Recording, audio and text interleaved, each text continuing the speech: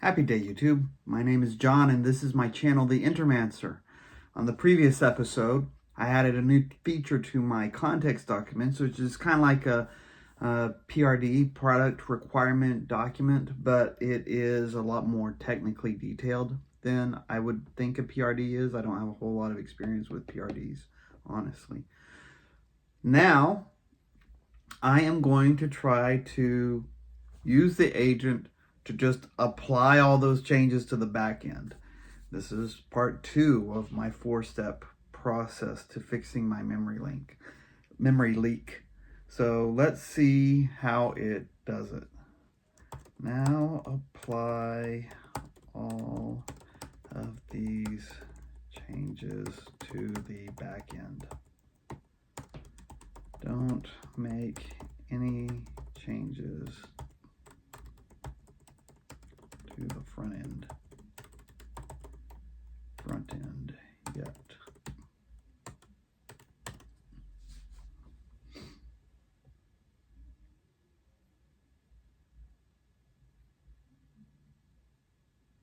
Eight to-dos.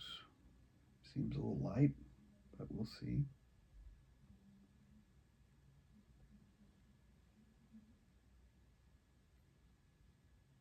Okay, added a pause.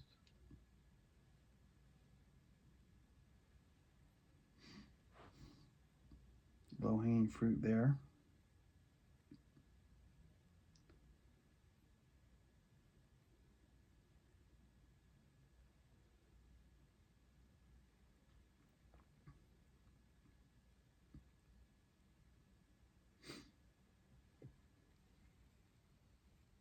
Has a lot of changes it needs to make to experiment. Or to basic experiment to impl. Yes, this is the most complex change.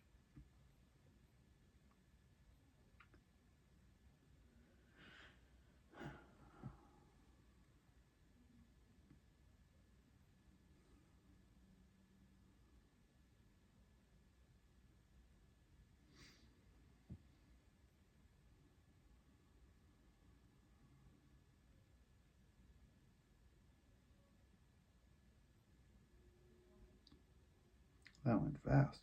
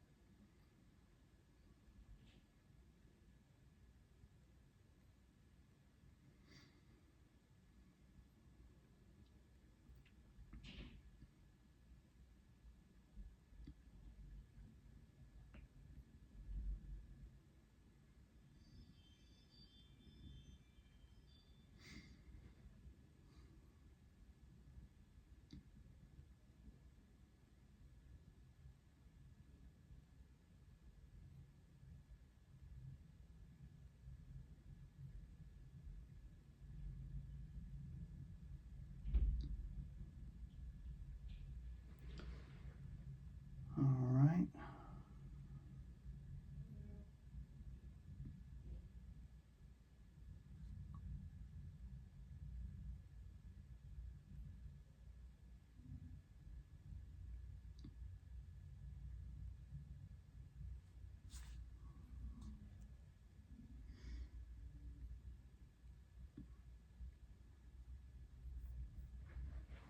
Let's look at the code changes. Experiment state, I don't really need to worry about. Experiment. Run now has pause, resume, and is pause. Okay. Basic experiment implementation.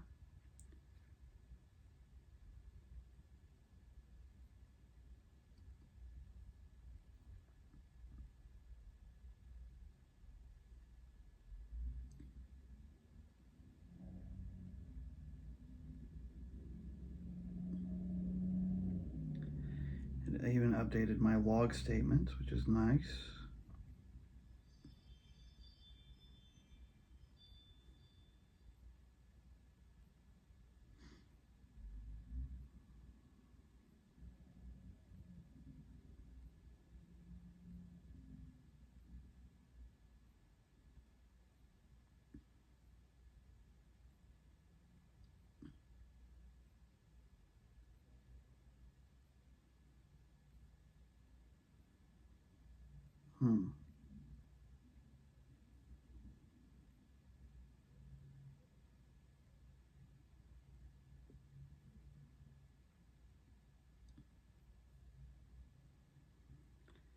If pausable and pause cycles greater than 0 and get cycles completed is greater than or equal to pause cycles.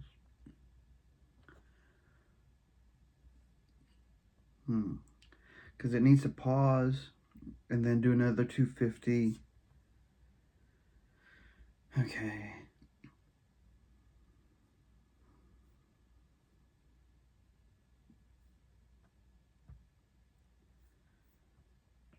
Okay, gonna get back to that in a second.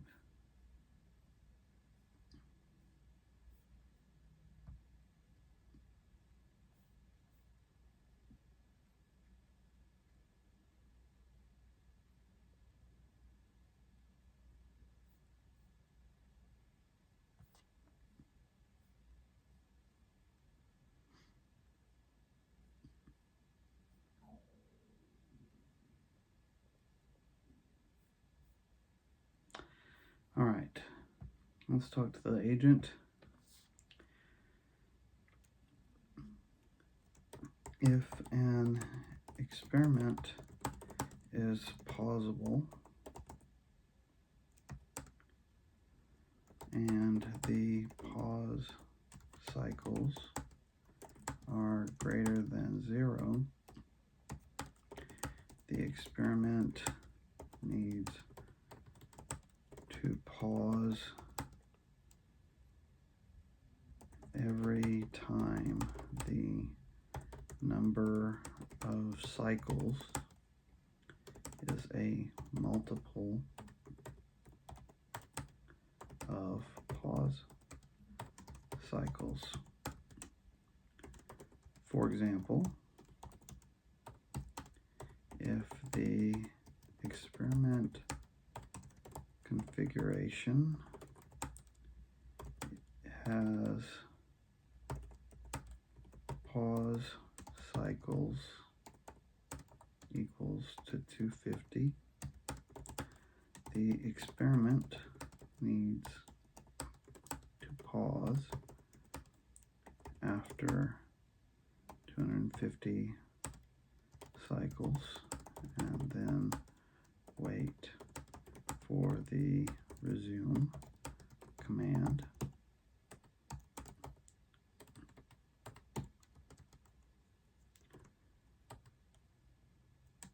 After resuming, the experiment should pause again after 500 cycles again and wait for resume to be called. Then again at 750 cycles and so on.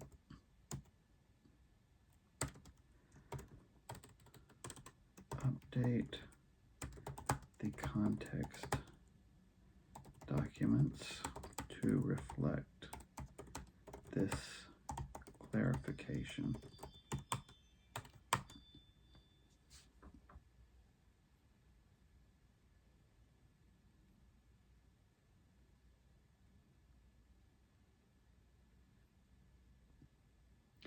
So this is definitely one of those places I've been learning, I've been realizing that as I trust the agent to do more of my coding, I need to do more verification of the changes that it's made. That's why I'm looking at the code diffs more.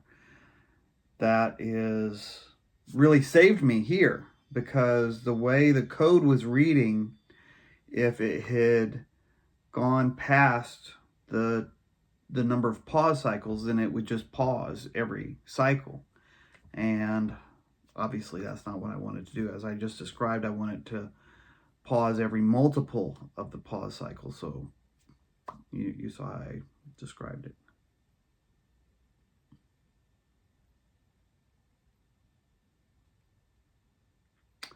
So it's going ahead and changing the code as well.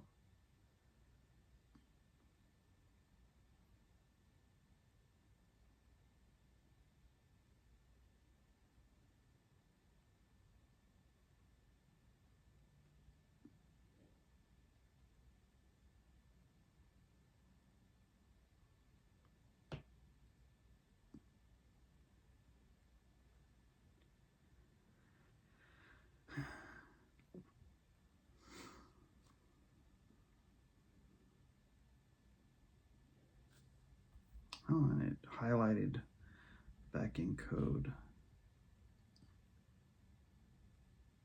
Good.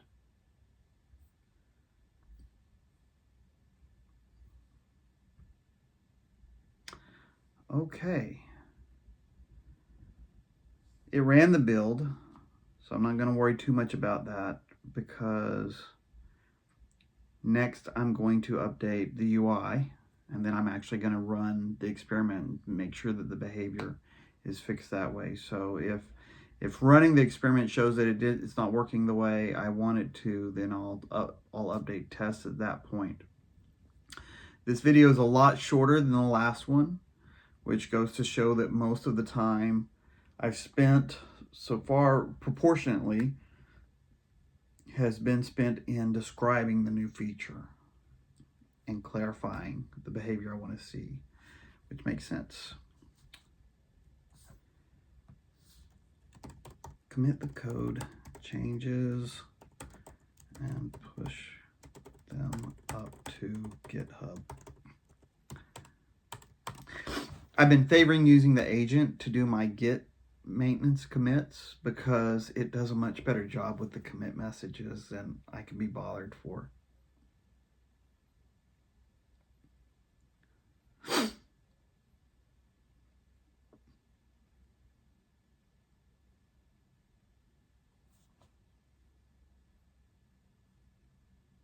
Although the commit message here is kind of sparse.